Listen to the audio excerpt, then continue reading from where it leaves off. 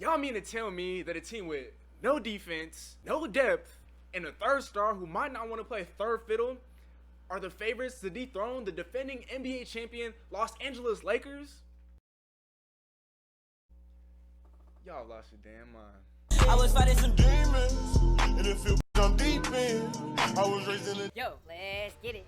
YouTube, what is going on, y'all? My name is Calvin-Domingo, aka SteezyASmith. It's been over 2 weeks since we last talked, y'all, and because of that, we coming in hot today. I'm about to destroy everybody and anybody who claims that the Nets are built to dethrone the Los Angeles Lakers.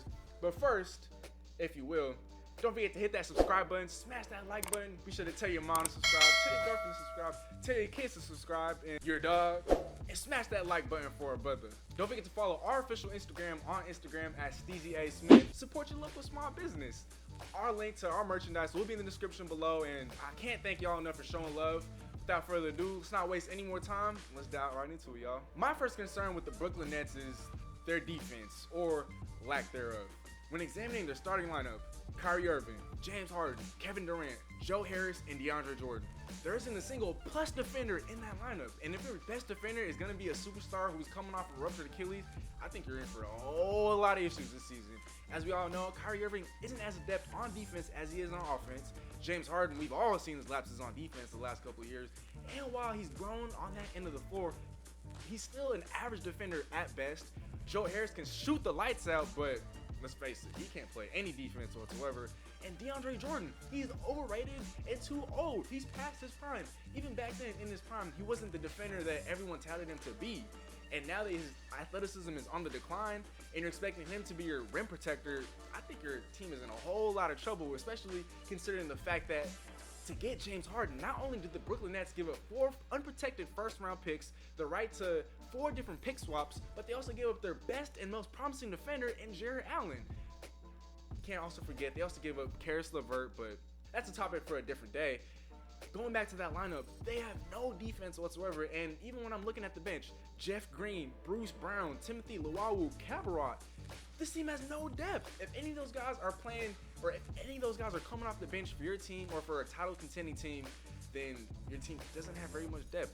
No disrespect to any of those guys whatsoever. They can play in the NBA. They can come off the bench in the NBA, but I don't think any of those players are coming off the bench or getting any minutes whatsoever for the LA Lakers. And so whatever happened to the phrase, defense wins championships? Because obviously this Brooklyn Nets team doesn't have any of it whatsoever. Yes, they can score with the best of them. Yes, they have 2 NBA MVPs in their prime. Yes, they have a fringe MVP in Kyrie Irving, but what good is it if you can score all the points in the world if you can't stop the other team from scoring points?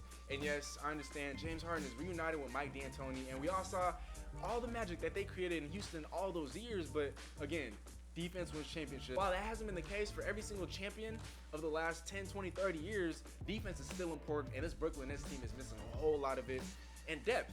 Once again, this isn't the Golden State Warriors. Kevin Durant isn't playing with Klay Thompson and Stephen Curry. He's playing with 2 ball-dominant superstars in Kyrie Irving and James Harden, who are at their best with the ball in their hands. When was the last time we saw James Harden play any sort of basketball off the ball? He literally stands there. He doesn't cut to the basket. He doesn't spot up to shoot. Same goes for Kyrie Irving. Where is the chemistry going to form for this team?